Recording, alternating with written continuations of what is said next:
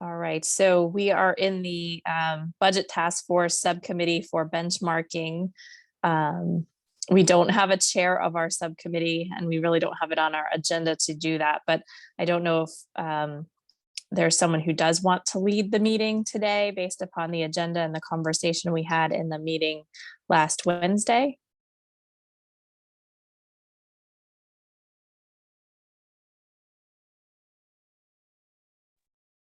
All right, you want me to lead it? Kristen, I think could do a good job just leading us through the agenda. Thank you. Yeah, sure, absolutely.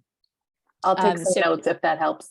Yeah, that would help. We do have to post minutes for our subcommittee, so that would be helpful. I can talk with Jeremy another time too, if he wants to help out the subcommittees or if he has that capacity or not. So Okay. let me just get the agenda fully in front of me. And I know there were a lot of documents uploaded within the past few days as well. So just want to make sure that we're reminding everyone about that.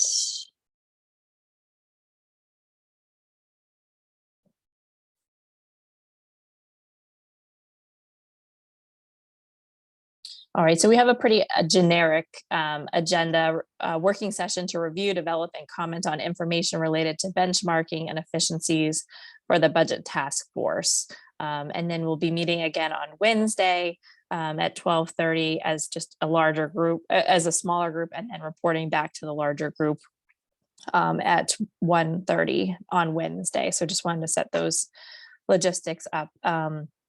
So why don't we go through, I think the most important thing is to make sure that we're all using the same benchmarks communities. I think that the school is pretty set.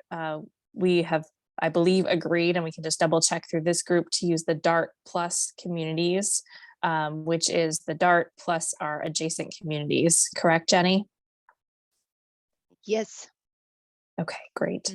And then in terms of the town side, the town staff provided the Budget Task Force with a list of about 20 municipalities who have been used traditionally in our contract negotiations. I know Christina had offered a few other suggestions for benchmark communities for municipalities. There might be some questions about the ones that are included that we use on a contract basis. So I don't know if anyone else wants to comment, and then perhaps we can come to consensus in this meeting about our benchmark communities.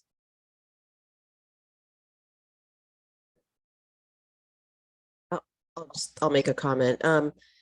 I think in general, our benchmark communities, I'll just speak on the town side, should be updated at some point, because I think it's an old list. Not 100% sure that everything really applies anymore, but I don't know that we want to make a lot of changes right now. We don't have a long timeline. This is sort of, at least to this point, historically what's been used. So maybe one of our recommendations is going forward, we revisit that list. I also found a town, I think it was Westboro, came to an agreement on a list of towns that they use across their entire town. So they use it for the schools, they use it for town side, they use it.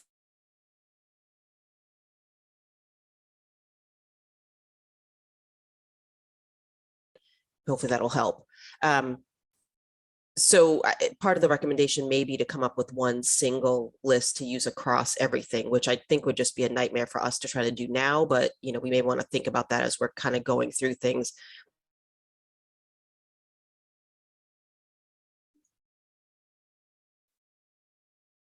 To me.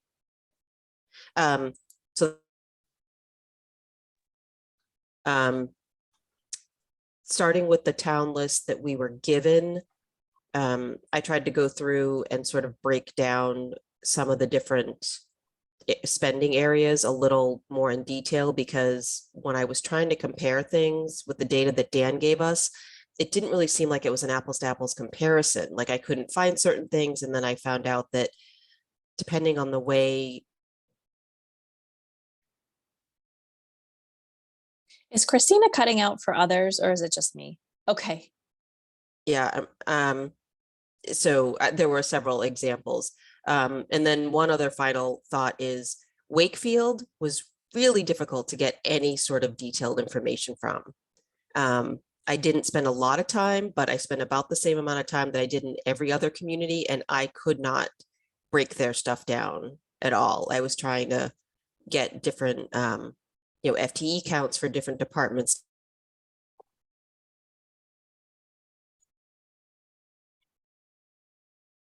That was kind of all over the place, but I think a couple of the other communities that I thought maybe we could add, I was thinking Shrewsbury might be a good one.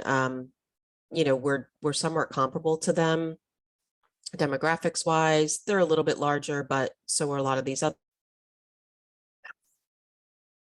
Kristen just came from there, and so she has really good insight into how they did things, and it just could be an interesting comparison.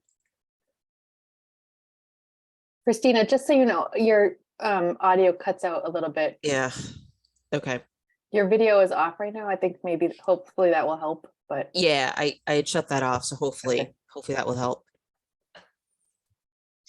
I had a few other thoughts on potential communities to bring in for this purpose. I do agree that we shouldn't be shuffling around the communities. That will just cause more confusion. But Franklin and Danvers. Franklin is a council town administrator form of government, which is a little bit different, but I think that they have similar services and similar demographics. And then Danvers, I know that's up on the North Shore, but does have similar governmental services as well. I don't know if anyone else has any thoughts on any other communities or wants to veto any of the ads that Christina and I had brought to the table. Christina, was your ad only Shrewsbury? I just want to make sure I heard. Yeah, I think at this point, probably, yeah, just Shrewsbury. And I wouldn't mind deleting Wakefield. I don't know. Can figure out their budget a little bit in more detail, but I just couldn't find anything public. So that could be a difficult one to compare to. It's interesting. I'll just add that it's interesting that you suggested Franklin, Kristen, because I was poking around some of the schools, the DESE reporting, and I found a list where they do you can choose a district and then have it show you 10 similar towns by demographics, which I think is sort of that basis for the DART list. But then you can also show 10 towns by property value and median household income. And there's a little bit of overlap to our DART, but not a lot. And Franklin is one of them. The other ones are Billerica, Braintree, Hopkinton, Plymouth, Sharon, which is a DART, Acton Boxborough, which is a DART, Westboro, and Weymouth. But I just thought those were interesting based on that different set of metrics for the schools. And if Franklin caught your eye from the town side, that could be an interesting ad.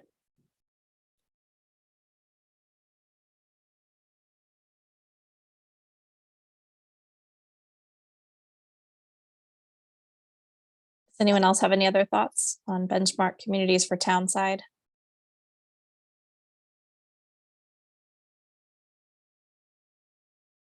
I don't have any issues with adding those three. I don't know if anyone else does. I think as long as we can back it up. So currently, how many communities we have on the town side? Last time someone mentioned we might want to reduce the list a little bit to a shorter list. It seems like we have more than 20 in our list right now.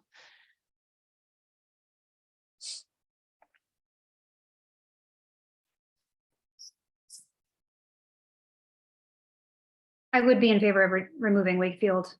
If we're not able to access the data in the same way that we're accessing it from other communities, then it wouldn't be the same study wouldn't.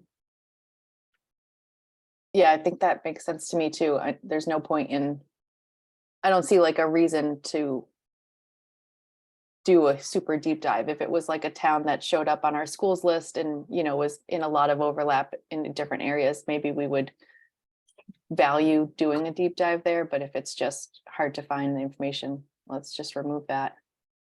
I don't know much else about Danvers. And like I said, Franklin showed up on that other list, so I'd be in favor of that. But I trust your judgment, Kristen, if you think those two would make sense. Maybe Shrewsbury and Franklin, and leave Danvers out for now, just to not have too many. I think we'd end up with 21 with taking out Wakefield and adding in Shrewsbury and Franklin. That sounds good to me.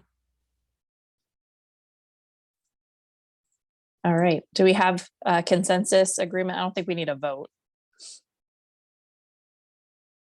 All right. With the silence, I'm going to take that as consensus. All right. Great. So I know the larger meeting, I had voted to work with Christina on coming up with those differences in the accounting between those towns and coming up with a spreadsheet. So she and I can work together to share something with this group the next few days related to that. Does anybody else have any other comments or questions related to municipal comparison? Just so I'm clear, is that the spreadsheet that Christina sent out? Yes. Does anyone have, I don't know if anyone's had a chance to look at it, but you know, that spreadsheet sort of grew as I was just sort of looking at other communities. So there may be other areas we want to add, or I hadn't really completely figured out a good way to sort of normalize each community's spending based on some demographic of their town, whether that was the number of residents or, you know, I tried to use road miles for DPW. I don't know if that makes any sense. Like I was trying to figure out some way to kind of normalize their spending and their FTE count, at least at an initial glance. But if anyone has thoughts on that. Christina Vivu here. I just spent some time looking into the list. It might be good if we can understand the approach you took. For example, in case of library, I see the per capita or the people you count is different than in other areas. So are there some kind of dependencies like memberships or what? I'm not sure, so that we understand what's the dependency, how we are calculating that average value. Yeah. Sure. So what I did, let's say, well, for most of the departments, so if we use library as an example, I looked for their FTE count, which is full-time equivalents. So that's like the number of employees. And then I tried to sort of normalize it based on the number of residents they have in town. So that residents per FTE count is literally just a division of the number of residents divided by the FTE count. You know, just to try to, you know, so for maybe we want to change that to every 1,000 residents, this particular town has, you know, X number of librarians. That's kind of what I was trying to get to for each of those. And I did that for each department where I could. But that's the kind of thing that I'm thinking. I was trying to, I'm not very good at Excel. So I was trying to sort of plot these individual departments and order them from lowest to highest for each. So, you know, I took the resident to FTE count for all of those towns and ordered them from lowest to highest, just to sort of see where Westford landed. Are we in the middle? Are we on the low end, high end, whatever? I finally was able to do that somewhat, not easily. Again, not an Excel expert. Somebody else could probably do this in about 3 seconds, but I could not. And what I found was that resident per FTE count, you have to sort of think of it almost backwards, like us being on the low end of that is maybe not necessarily good. Maybe that means we're overspending on our FTE count. So I thought people might be a little confused on that. So this was just last night, so I didn't really get too far on that thinking, but we may want to think of some way to kind of normalize the spending that makes sense. And that's where I was sort of going, but I don't think I really landed on a, good way to do that. Yeah, no, I can definitely help. Great. So I use some analytics tools which can help us in doing these things faster. Oh, great. Like Tableau. So once I understand calculation, I can work on it in the night and Okay. get you guys. One suggestion from my side will be FTE is a kind of a variable because you might have sufficient FTEs or you might not have sufficient FTEs, but maybe we calculate all these things based on per capita or say residents, number of residents, and see how that cost look like. And where we see the variation, then we can look into is it can be another thing is, are we having too many FTE or too less FTEs in a particular area based on the importance of that area. If we just calculate based on FTE, the challenge which we will face, it will not give us clear opportunities because maybe you need more FTE in that area. So it's similar to that when I look into school data, everything is based on per pupil count. Same way, if we can do per resident analysis first, putting that per FTE is also easy. We can put that, but how we analyze matters. Yeah, and I was actually thinking, do we want to flip that and do an FTE per resident versus resident per FTE? Maybe that makes more sense. I don't know. And then I also added in there that final column in each of these sections, that percent of total was the percent of their total budget that was spent on this particular area. And I think you should be able to see the calculations if you click on the cell. I can. Yes. Okay. Yeah. So okay. it's my mistake. I was like, when I was looking into residents, I never looked into residents per FTE. So I was like, Gotcha. Why it's different. Yep. The other thing that I'll point out is, I was trying to do this somewhat quickly and not sort of reinvent the wheel, but that resident count, I think, is from 2021. It's whatever is in that sheet. So that's just another data point to sort of keep in mind. Do we want to update that for the latest counts we have, or just use that? It's just kind of something to think about. I was thinking about that too from the but vehicle miles as well. I mean, I think going into these towns' annual reports will give us a lot of information as well. We just have to be careful if the annual report is a fiscal year or a calendar year annual report, but they would have their town-wide census as well. Yeah. And all of these numbers are based on their FY24 budget. So that's the budget coming up. So, it's not an actual, but I kind of wanted to use each town's latest predictions, I guess, or estimates.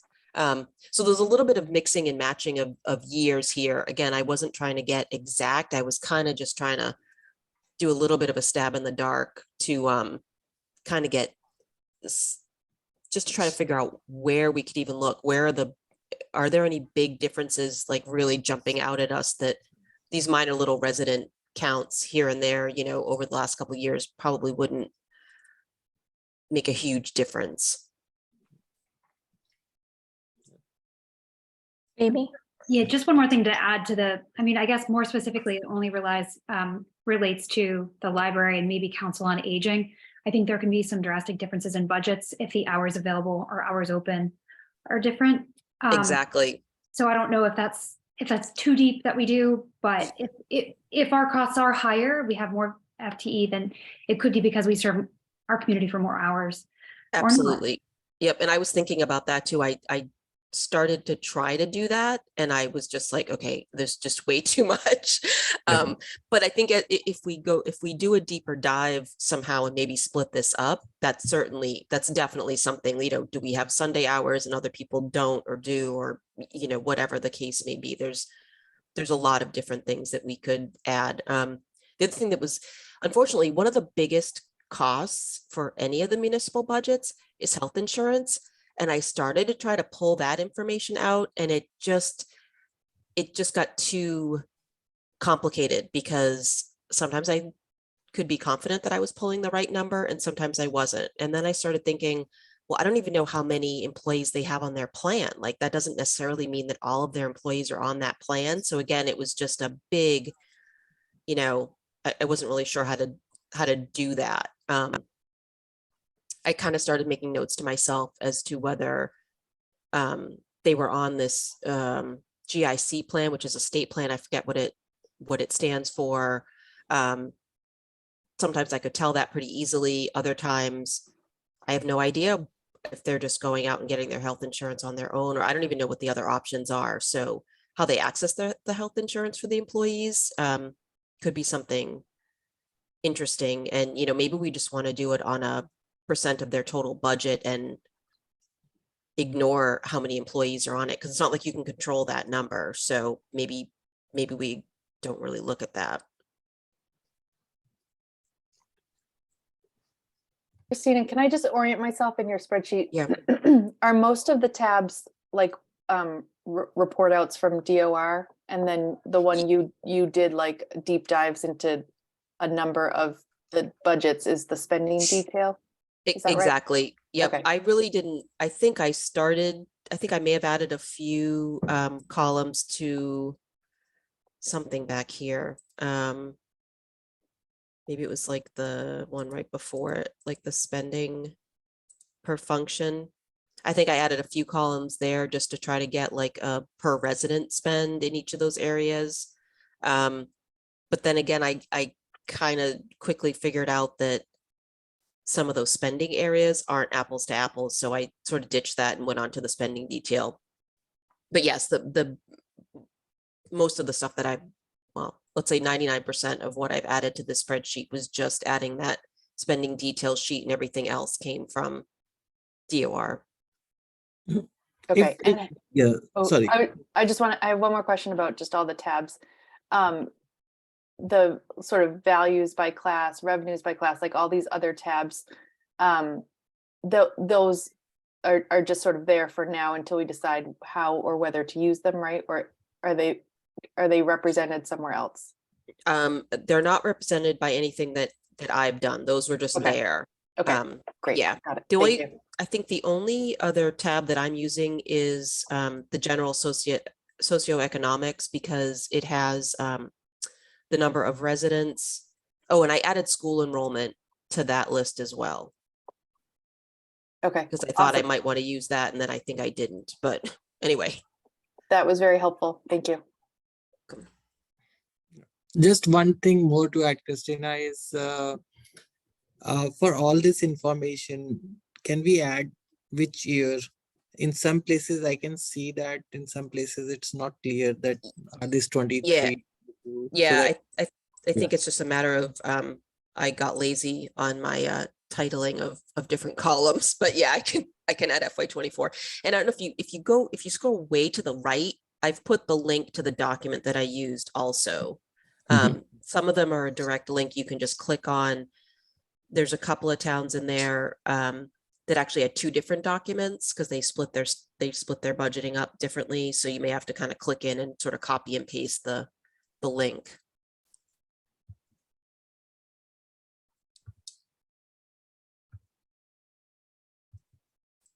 Okay. All right, I think this is a great start. Do we want to move from the municipal benchmark community data and just have Jenny orient us on the school data? Or is there any other questions? Yeah, go ahead. Sorry, I just have one more question to make sure I capture Christina's opening remarks accurately. Were you suggesting, Christina, to sort of that this would be a starting point, but then to maybe go in more in detail to a few about like the hours and stuff? Yes, I think we need to go more in detail. Whether we do a few or more, I guess that's up to the group, but Okay. yes, this was just kind of a starting detail to just sort of get some sort of Orient it. information on our spending compared to other towns. Okay. And I think this can also help us when we're developing a questionnaire on what towns to ask questions of. And rather than us try to struggle through the documents, perhaps those are just conversations or emails that we can have directly from the source about those types of nuances that may be different or similar to Westford. Great, thank you. Just one other quick thing is when I was going through all of this, it sort of got me thinking about different things that we want to look at in our own budget. There were a lot of towns that had an entire vehicle maintenance department, usually within the DPW, that took care of some number of their vehicles. Sometimes it was every vehicle the town owned, sometimes it was, certain departments plus the DPW, et cetera. Ours is sort of spread across everything. Same with electricity. Sometimes electricity was all in a municipality's facilities budget. So there's different things like that I don't know if that would help to sort of have Dan run a munis report to get us those totals, and maybe that pops because taking care of their entire maintenance vehicle fleet. I mean, could be millions of dollars in that budget. They have no idea if that's better or worse, or how much are we spending? No clue. How many vehicles? Like there's all those kinds of questions, sort of the same with as the number of library hours. Like there's a lot of different pieces that go into those numbers. Yeah, I would be in favor of adding that type of data.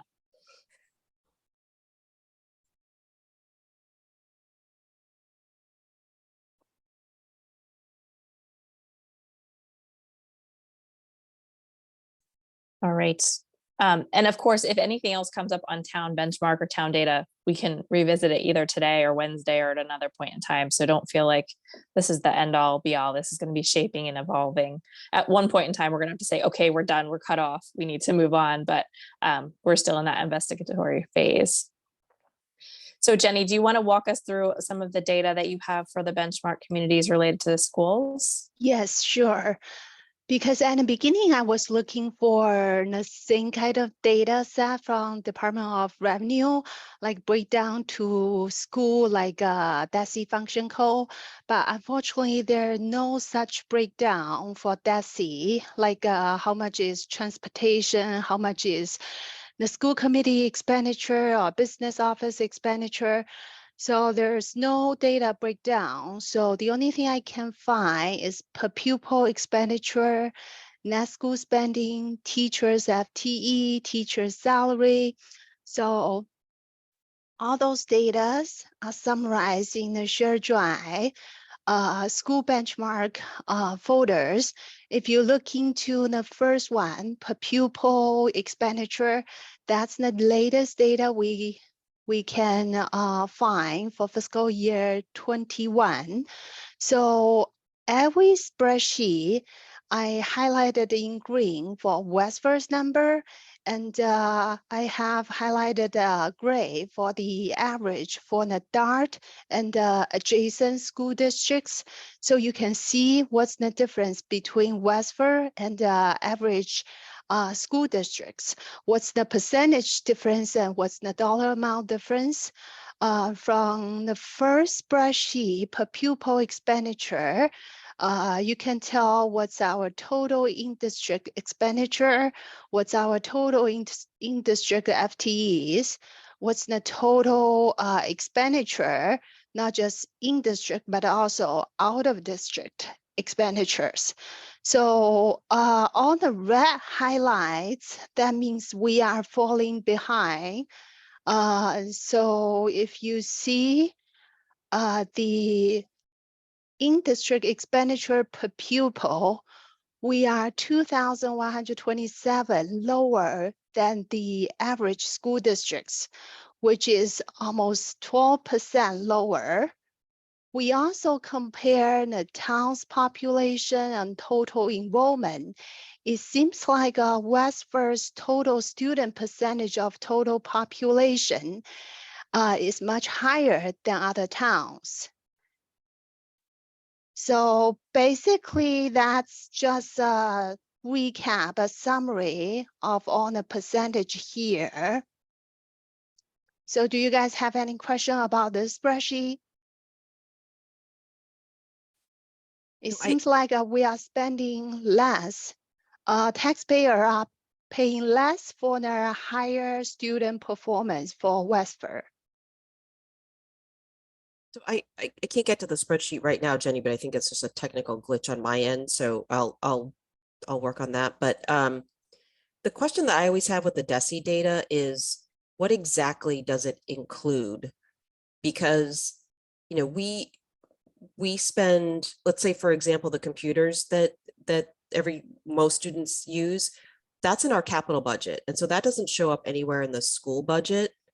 And so I just don't know how other towns do that. When I was going through the town side, I mean, it was all over the place what they reported to DOR, supposedly being, I would assume, you know, trying to be, I'm sorry, I'm not thinking this morning.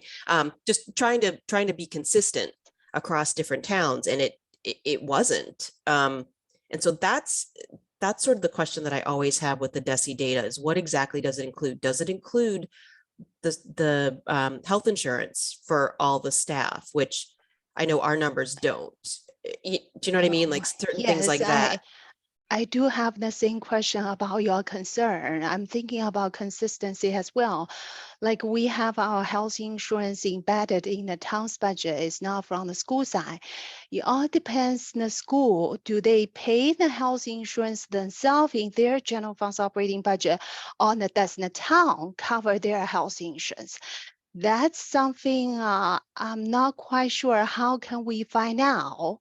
Do we need to call each school district to figure out, does the town help them to cover the health insurance? I know like a majority of those towns, they do that.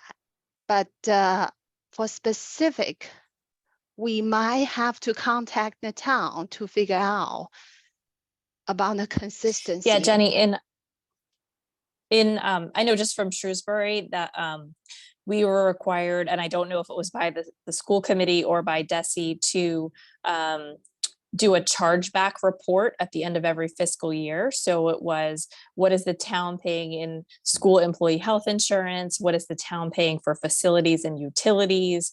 What is the town paying in insurance for school buildings that are not towns? So those may be available in certain towns, but like you said, that might have to become part of the questionnaire that we ask the school departments is, do they do an end of the year chargeback report that they present to either their select board or their town meeting or to DESI or school committee?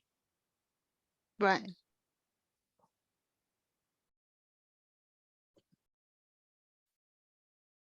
Because that's how I know that's how the school committee in Shrewsbury talked about per pupil expenditures. It was the DESI number plus the numbers that the town side is contributing as well.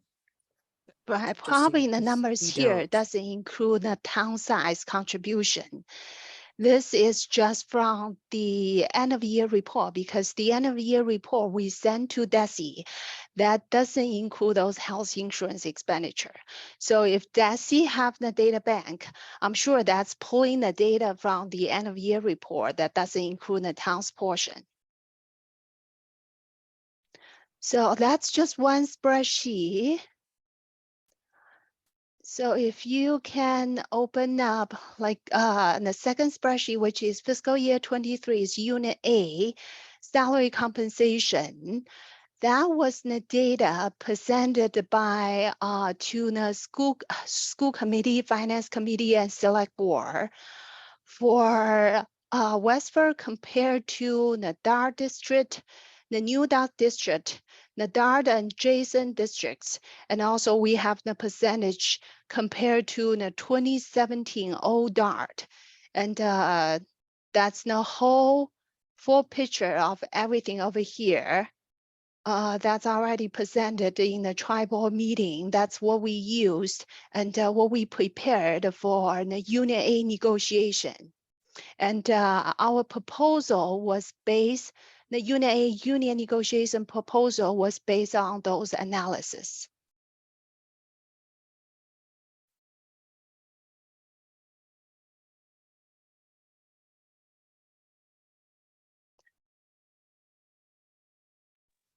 I'm not sure if you have time to look into those spreadsheets. Do you guys have any questions?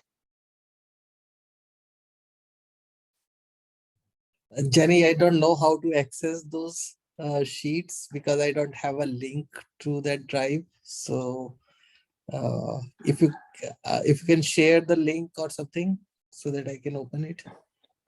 That's in there. Do you have a link to the budget task force drive, Vibhu? Christine, no, I have linked to the last file which Christina shared. I am searching for the OneDrive link. I can't find it. Okay, I will. I'll email it to you right now, and hopefully you Good. can open it. Yeah. Jenny, sometimes I find it helpful if you could just speak to all the different tabs at the bottom. So I know what I know what some of these are, but maybe just for someone following along.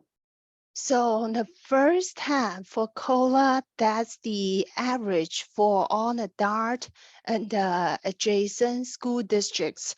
What's the average percentage increase for their Unit A negotiation?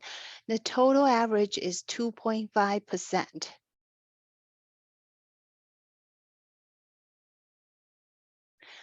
So the second tab for the new DART, which is include the new DART district for fiscal year 23, you will see the different column from column B is Westford to from AB to Winchester. That's all of our new DARTs. We have the separate section for the 3 categories, which are bachelor, master and master plus 30. From the bottom of those sections, you can see what's the percentage we are off the average DART district for 3 different categories. And if you go next, which is DART and adjacent, the percentage is a little bit lower because we are comparing to the neighboring districts. Since lots of the DART districts, they are closer to Boston area, their income level is much higher. So that's why the new DART percentage are much higher than the DART plus adjacent districts. And we also did some data analysis for the ODART. You will see the tab raw ODART, which is showing a percentage difference between Westford and other districts. What's the percentage difference?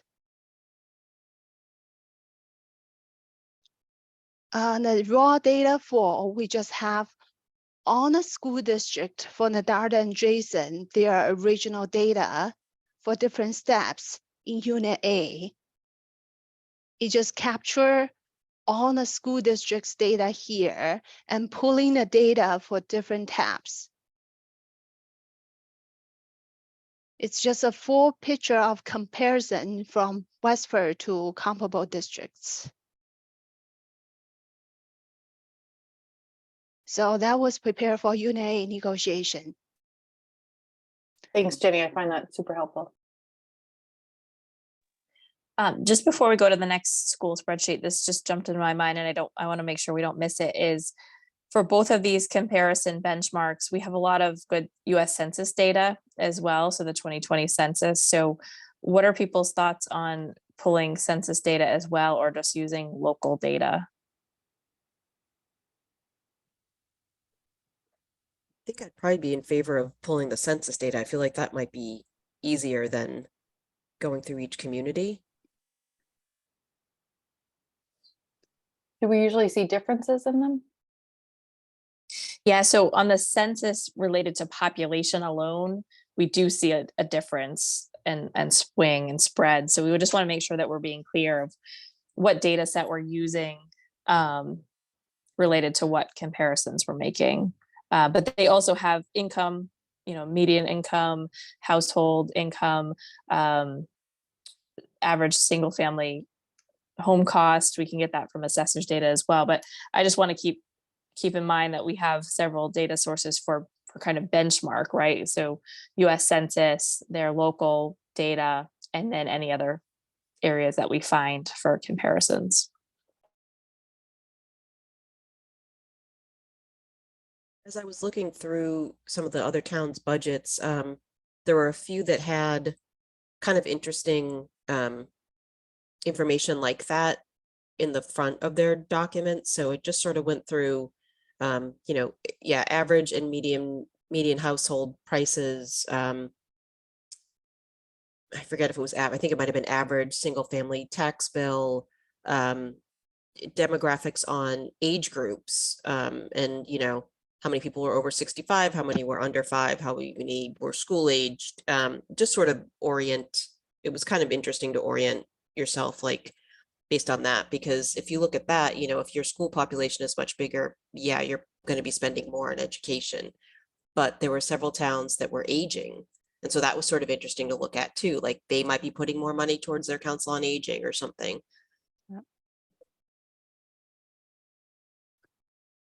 So like when I prepare for the per pupil expenditure data sheet, the town's population data, actually we pull from the Department of Local Service Data Bank.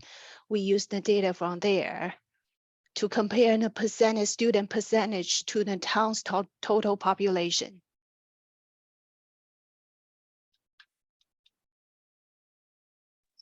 So I think I'm happy to start on a spreadsheet of data sources, and perhaps people need to get familiar of what these data sources mean and where they're coming from as well. So we're all starting apples to apples.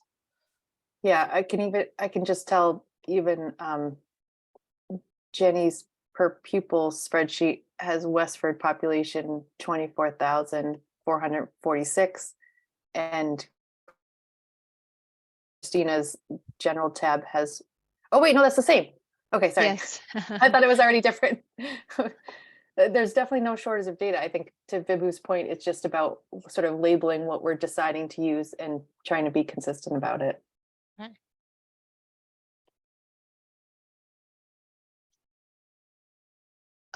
So we just went through 2 sets of data, and the third one is net school spending. So can you see that spreadsheet?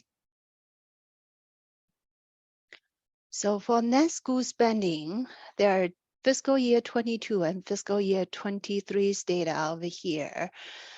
There are 1, 2, 3, 4, 5, 6. There are 6 columns, which give you the data set for required net school spending, actual net school spending, amount overall under required net school spending, the percentage foundation budget, and the actual net school spending as percentage of foundation budget.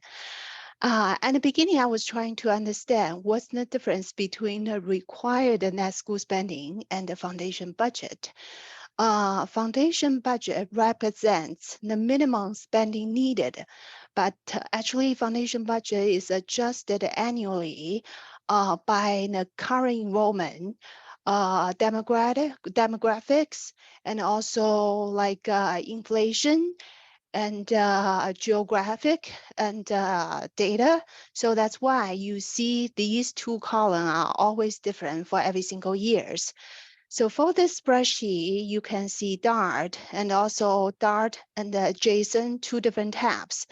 So you will tell the difference in red. For DART is much higher than the DART and adjacent. The same reason as we explained before. If we compare to DART, we are much more falling behind. If we compare to DART and adjacent, it looks a little bit better. So I'm using same kind of analysis method all across different spreadsheet. So you just compare WPS to the average DART and adjacent. So just, I know some of these terms that DESI uses can get really confusing, right? Yes. And I've taken a number of sort of webinars on them, but I still can always be reminded of what they mean. But my notes for keeping track of them basically is that like the required net school spending is the state determining a town's ability to pay. Mm-hmm. Like, so like Jenny was saying, the foundation budget can be based on like how many kids are showing up for school and what their needs are. So there's like a different percentage. There's a different number assigned to like a kid in kindergarten versus a kid in middle school or high school. And then if a kid has EL services or special education services, they have a different sort of dollar figure attached to them. That's the foundation budget. And then they also the state assesses how much they think the town can contribute based on town wealth, income, and property values. And then the state aid sort of tries to help merge that gap between what they're saying you should be spending and how much they think you can spend. But the interesting thing, I think, from when you look at net school spending is column like N for FY23, budgeted as percent of required. Yes, I think that's the one, budgeted. Yeah. So the presentation I just saw recently basically said that across the state, across the state, districts spend 20% over what the number, like what the net school spending number is. So even though they're saying, here's how much you should be spending to educate your kids, most towns and cities are spending above that, like 20%. It looks like Westford at 26% is right on that mark, but we're in this bucket with Wellesley, which is 96% over. So I think those are the things that are important to keep in mind when we look at like the per pupil numbers and stuff like that, that local ability to pay shows up very big here.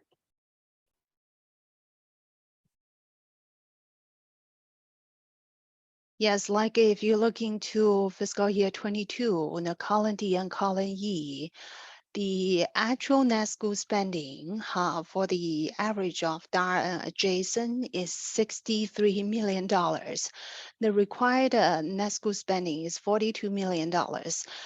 Most of those comparable districts, they are spending $21 million more than required net school spending.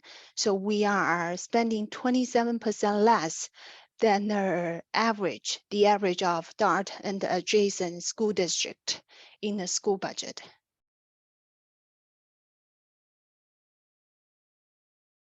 And then to Christina's point, it also then begs the question of, what's in their budgets versus what's in ours.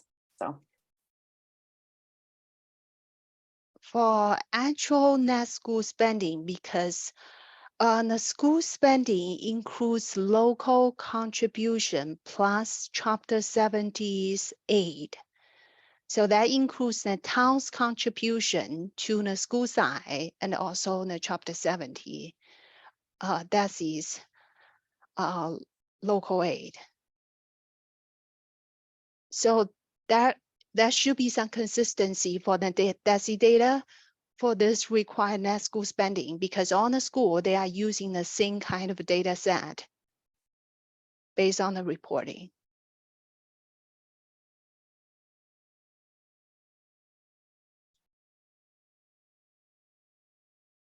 And so after that, I also pull out the data for the teacher FTE.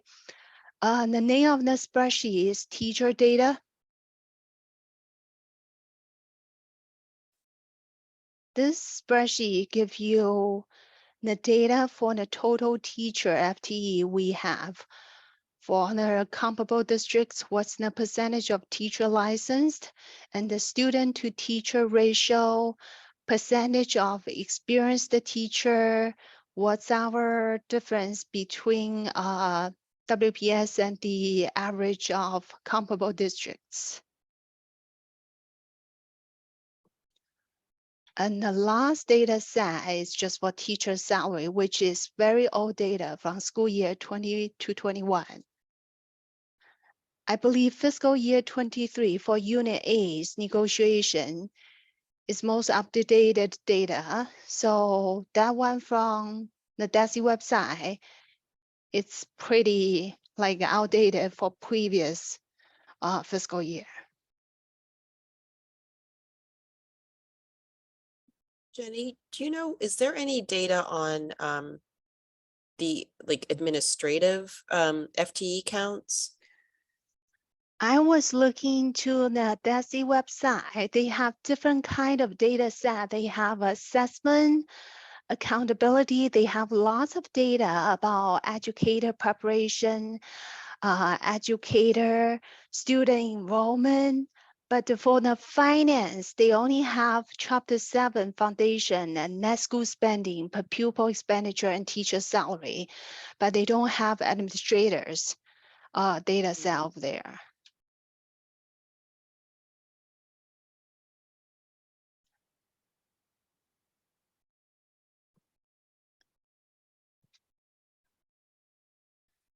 So for per pupil expenditure spreadsheet, we can see the total in-district FTE,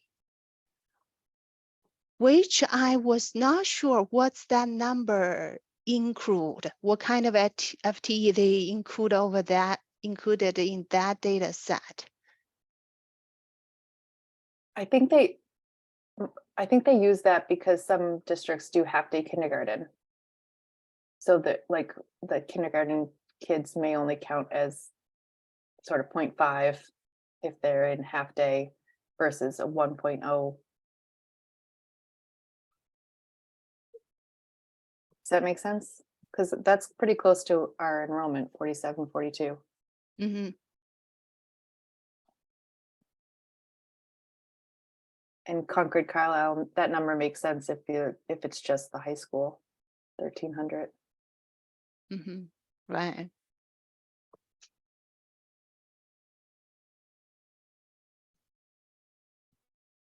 I'm sorry, not just high school. No, take that back. I'm not sure.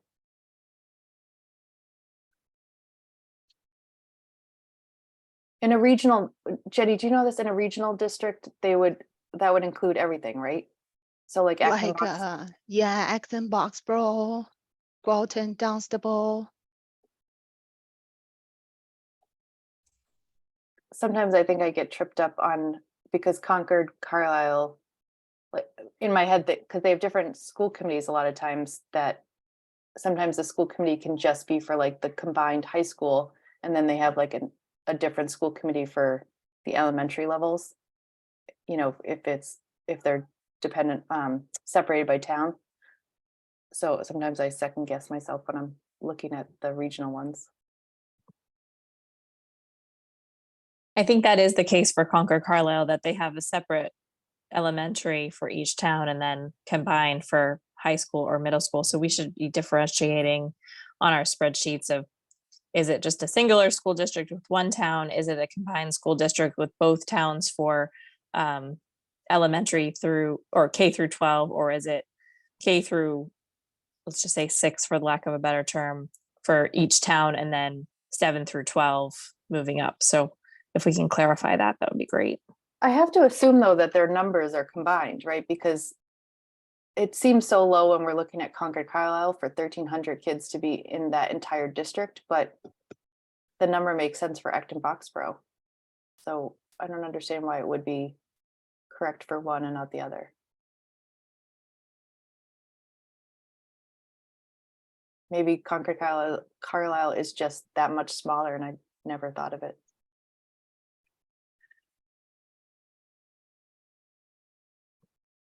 To Christina's question earlier, I did find a number where they show administrator FTE, but it's like district by district. I couldn't find it in like a easy to DESI. pull spreadsheet. Yeah, it was on DESI. As well. Okay, So I can pull those out district by district and add them okay, to the that's spreadsheet. great. Mhm.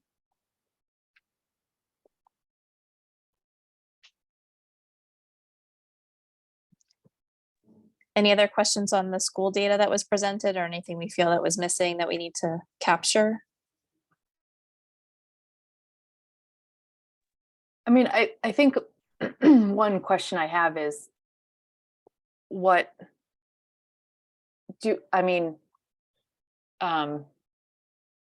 Christina's analysis by town can also be done by schools, right? Like we could take the time to open up each one of their budget books and break down by, like Jenny said, the function codes.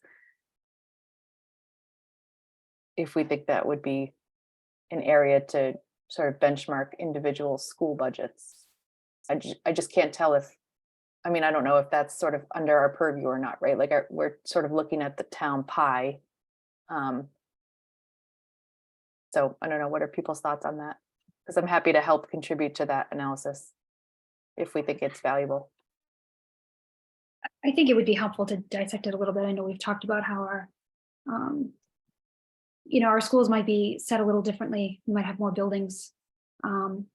That might be different costs, and we might be able to see that more clearly. Obviously, the ratio of teachers, but as far as facilities costs, those might be pieces to look a little bit deeper into and understand maybe where ours is different and other schools are different.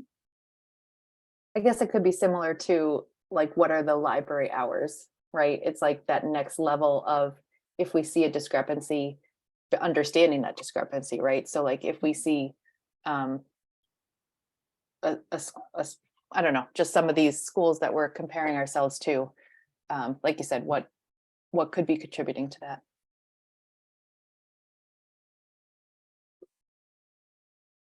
Well, one thing I can suggest is, like, if we can look into data and say where those deviations are visible. For example, if you see that we are way far away from median, then going deeper into schools on those might be better. Otherwise, you will be spending a lot of time collecting everything. And so just, I don't know where our biggest opportunities are, because we are looking at data on multiple dimensions. But if we can find out that and then say, okay, let's look into this one deeper.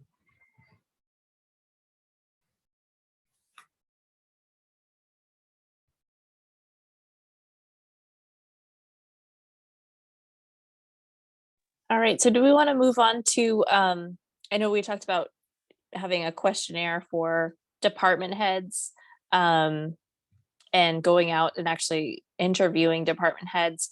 I'm happy to help with the questionnaire. I actually did interview all the department heads as part of my onboarding between February and March. So I'd prefer not to participate, but I think having a subset of this group participate, maybe you would ask some different questions or learn different things. And then I'm happy to share what I have learned in the past. So I think seeing that angle might be interesting. Yeah, I think, I feel like people who are participating in the day-to-day operations have just a different lens than our data set. So I think this is valuable. I'm happy to help. Me too. I think it might be interesting to sort of, depending on the department head, to maybe look at some of the other towns and the comparable departments. I had a lot of questions just by looking through that, just sort of looking through the budgets and seeing what the different departments mentioned in their budget documents. And I was like, oh, what does that mean? Or what are they, how are they doing that? Or things like that.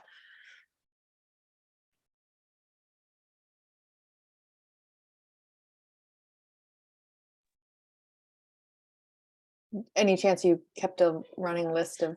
I did. It's a little all over the place, but right now it's broken out by town. So yeah, I have a lot of my little notes like that. which hopefully I will be able to understand when I go back.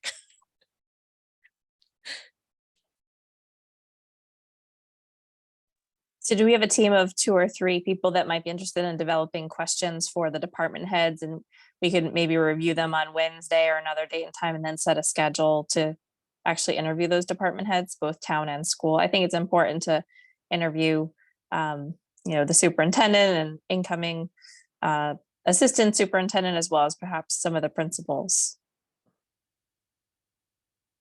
Just so we're clear, are you talking both about internal interviews and comp towns, or? I want to talk about One or them the other. separately. I think Okay.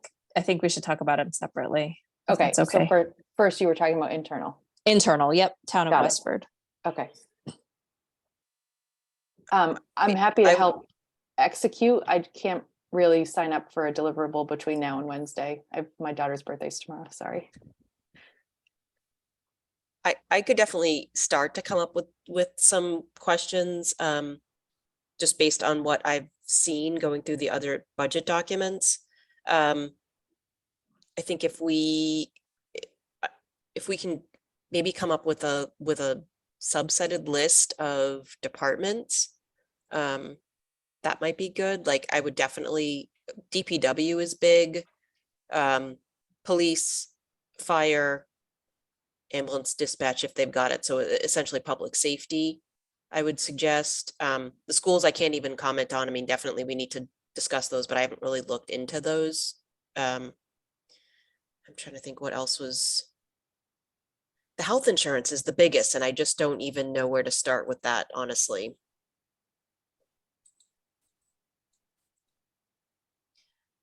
So the health insurance, you mean external, Christina, or internal? Both. Yeah, okay. Both, really. I mean, internal, sure, we kind of have that data. Yeah, so maybe that's a little bit more. Yeah, I haven't really thought about the health insurance piece a lot because it was just very, very big and not a lot of detail. So maybe because time is short between now and Wednesday, that we all just come to the table in our working group meeting Wednesday, starting at 12:30, with some questions for town of Westford departments or department heads, including schools. And then just shifting a little bit, we could all come together also with questions for external, whether we just talk to the town manager and the school superintendent, or if we widen that to departments. And like we said, we probably have 30 towns in our list combined. So we're certainly not going to call all 30 towns, but we could, work on individually what towns do we think we should call, and then come together and come to consensus of who's going to do that at what point in time. Does that make sense? Or does anybody have anything to add to that? That sounds good. So just to capture in the notes, we should all have ideas for our internal department heads and ideas for which external towns to call. And what was the second part of that? And questions for the external towns. I think the questions should be very similar, but there might be something that we see going through their data that is not clear in the data that is specific to a town at that point in time. So again, we're benchmarking in efficiency. We should probably also have a conversation with the whole group at the end, because they are also doing sources of revenue. So they'll be reaching out to specific towns as well externally to talk about revenue. So we'll want to talk as a group about how we're outreaching to the external towns and not being so bothersome, but also getting the information we need.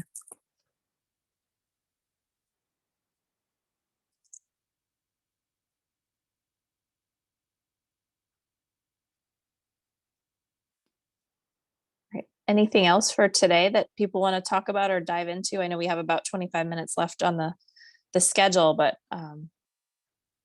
I went through the notes that Tom had sent out last Thursday morning, as well as what was on our agenda. And I think it was great to go through the documents that we all have, so we're all on the level playing field. Would you like me to just try to find the number of hours for library? I mean, it's just an easy search, would you like me to do something like that for next meeting?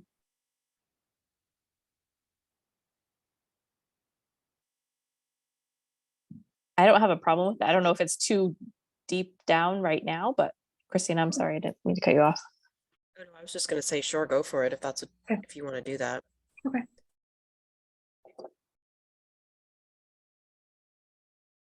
So do people feel like they have a clear direction of what they're working on in terms of the initial steps, or do we need to clarify that further?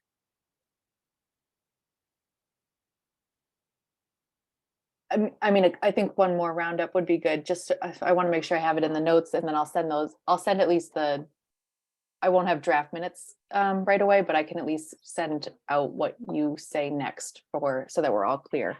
So I have the 2 things we just talked about for the questionnaires. And then if there was from the data sets, if there was next steps. I think for me, I was going to work on just collecting a list spreadsheet of potential data sources, but happy to have people add on to that. And then working with Christina to flush out some more information on the municipal benchmark communities and adding in Shrewsbury and Danvers.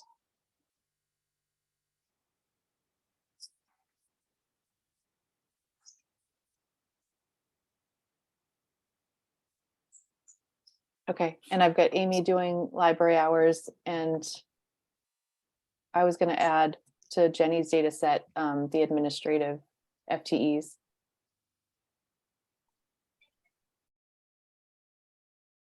Have I missed other things?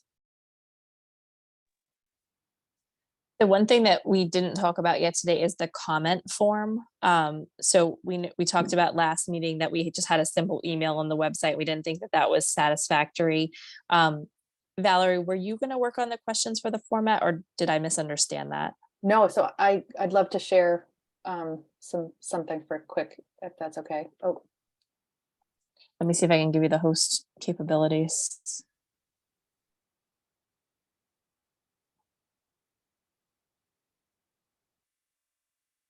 so I've been looking at how other people have done this, and it's tempting to ask a bunch of questions, right?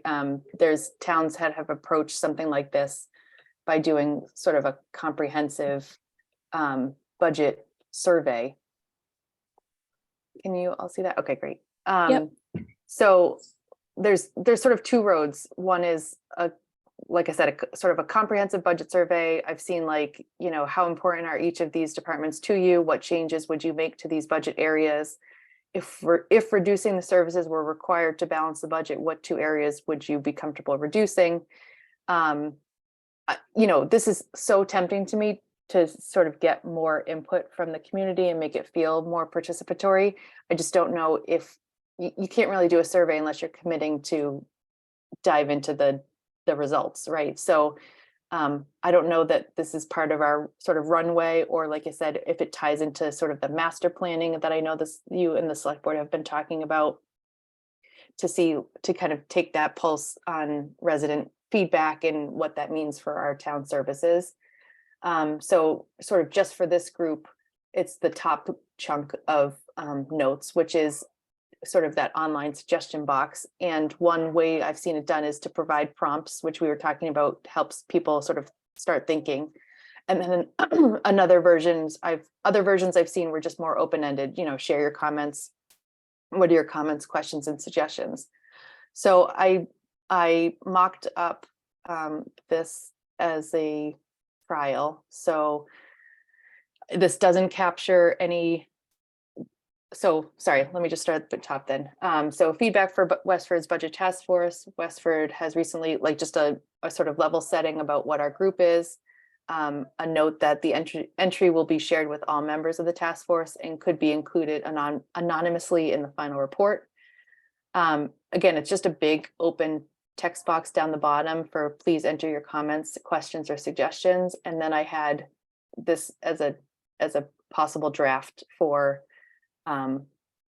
to get people thinking as they were about to sit down and type something to us. So if they open this thinking, oh, I know what I want to say, or if they open this and this sort of helps get some things going.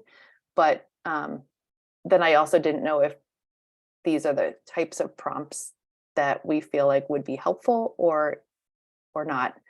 And then the other question, outstanding question to decide would be whether to add some, I've seen it done where there could be another question at the bottom that says sort of, I'd like to be contacted about my input, right? And have a capture form for an email address and like a checkbox that says, you know, please contact me, or I'd like follow up. But to sort of to the discussion we had earlier in the big group, I also don't want to commit us to responding to each one of these if we may not have that bandwidth. So I don't know, what are people's thoughts on? I think these prompts are great. I don't know anything about these programs, and I didn't know if for compiling data purposes, right? I don't know how many of these responses we'll get, but some of these yes or no questions or some of these services, it could be a box to click. And I don't know how that would then filter. I don't know if it has like that capability so that we can get at a glance really quickly. It does. It's just, I feel like, so like a year or two ago, I was on a group where we surveyed residents about our form of town meeting and how to get more people there and what was the barriers to having them attend town meeting. And I feel like one of the impressions I was left with that process was it's tough to open something up for feedback if it's not truly something that can be changed, right? And then you have to consider, like, are you getting a representative amount of feedback? So if we have 20 people fill this out, but they all say, I don't know, the Council on Aging needs more funding, that's interesting, but, you know, does it really translate into action? I'm not sure. It's just kind of a bigger piece to chew off, to consider sort of like all the analysis that goes into a survey. Right. It's not, yeah, absolutely. It's not a proper sampling. We wouldn't really know the demographic that's filling that out. Right. Yeah. Right. And then when I did that survey before with the different group, we included demographic questions and got some pushback on that because people were like, my input shouldn't be tied to my identity, and, you know, but it is nice to at least see if you're sampling from different groups in town or not.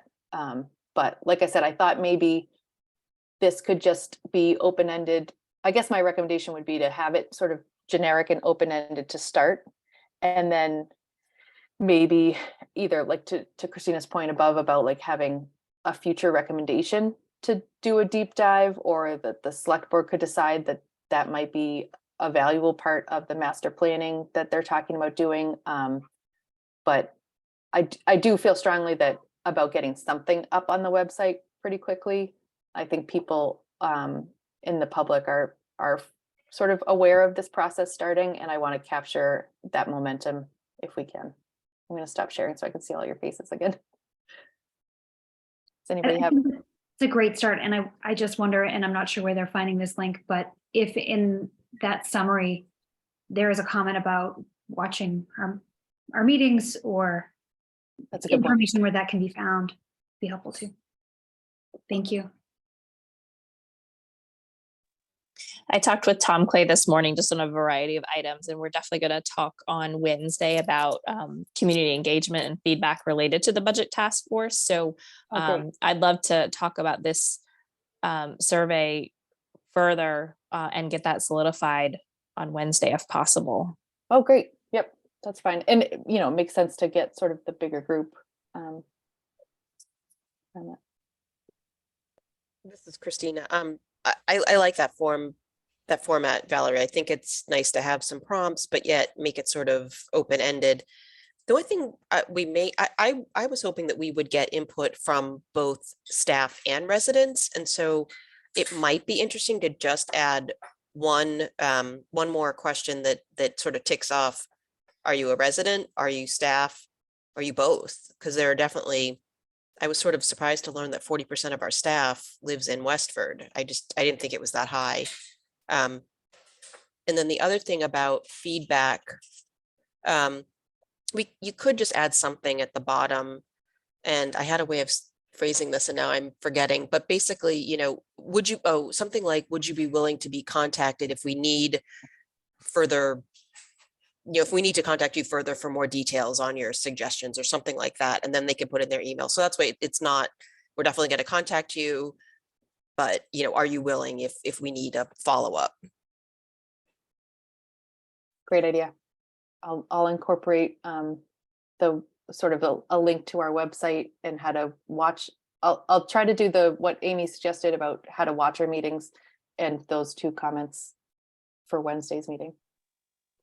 Valerie, I know you're working on your daughter's birthday, which is really important. Would you be able to provide the group with just a draft of this Google form by Wednesday morning so we can look at it Wednesday afternoon? Yep, definitely. Awesome.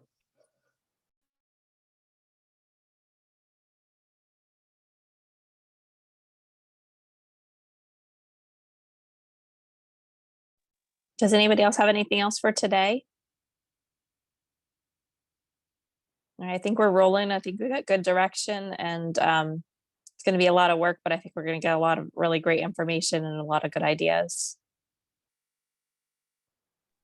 All right, so we will circle back as our small group. We have a separate link for Wednesday at 12:30, and then we'll join the larger group at 1:30. Great. Thanks for leading us through the agenda today, Kristen. All right, thanks for all your help, and we'll see you Wednesday afternoon. Yep. Kristen, do you want to? adjourn? Oh. Sorry, Kristen, would you be able to stay on with me, or are we still going to be live just to talk about filling out that spreadsheet a little bit more? Do you want to just call my cell phone? Sure. Or I can set up another Zoom if we want to share screens. I think a phone call is probably fine. Thanks. Okay. Yep. All right. Do we have a motion to adjourn? So moved. Second. Yep. All right. All in favor?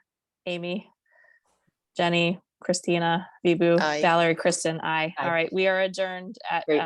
1:48. Thank you. Thanks. Thanks. Bye-bye.